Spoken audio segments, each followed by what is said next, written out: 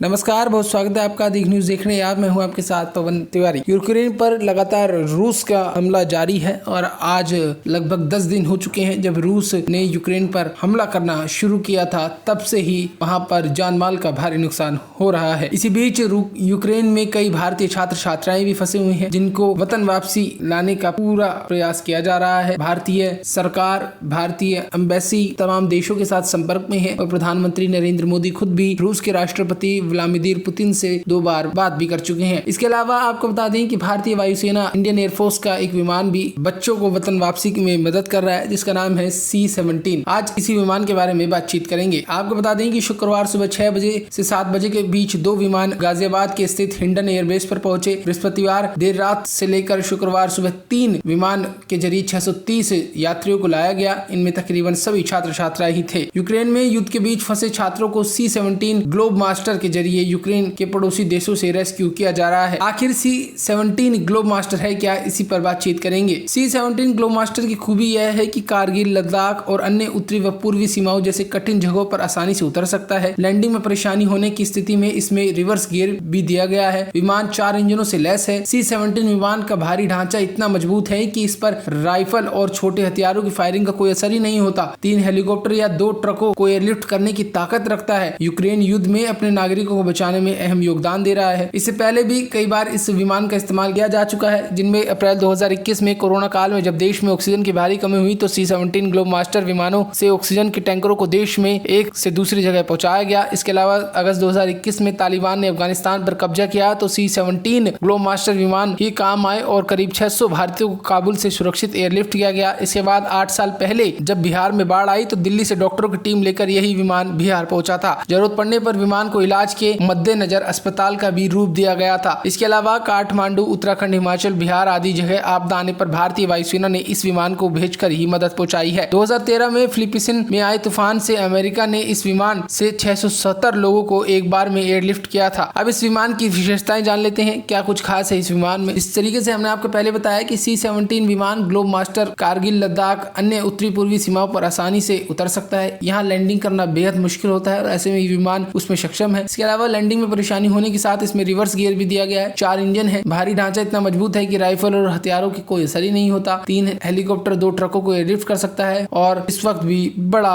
अहम रोल अदा कर रहा है। तो ऐसे में C-17 ग्लोब मास्टर एयरक्राफ्ट को जिस तरीके से भारतीय वायुसेना इस्तेमाल कर रही है, उसके चलते इस भरोसेमंद विमान पर भारतीय नागरिक और तमाम लोगों का भी उतना ही भरोसा है। आप क्या कुछ सोचते हैं, कमेंट करके जरूर बताएं। वीडियो को लाइक कीजिए, शेयर कीजिए, चैनल को सब्सक्राइब कीजिए। नमस्कार।